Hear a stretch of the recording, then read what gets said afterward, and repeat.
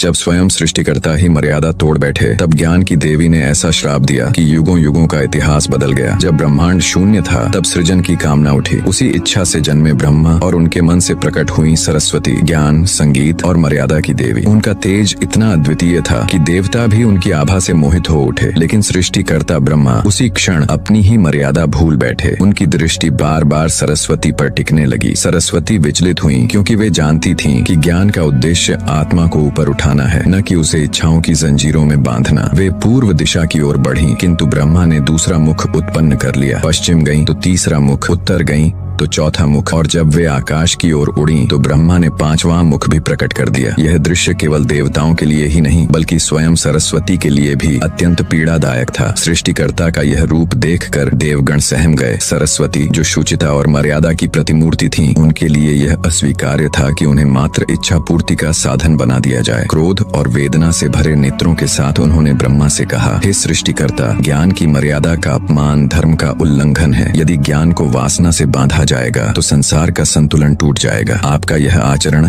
किसी भी प्रकार क्षमा योग्य नहीं है। इन शब्दों के साथ ही सरस्वती ने श्राप दिया, हे ब्रह्मा, आप सृष्टिकर्ता हो, पर आज से आपकी उपासना नहीं होगी। लोग देवी देवताओं की पूजा करेंगे, पर आपके लिए कोई मंदिर नहीं बनेगा। आपके नाम का वंदन लोक से लुप्त हो जाएगा। श्राप सुनते ही संपूर्ण ब्रह्मांड मौन हो गया। ब्रह्मा निस्तब्ध रह गए और देवता सहम गए। कहा जाता है, उसी श्राप के कारण आज भी ब्रह्मा के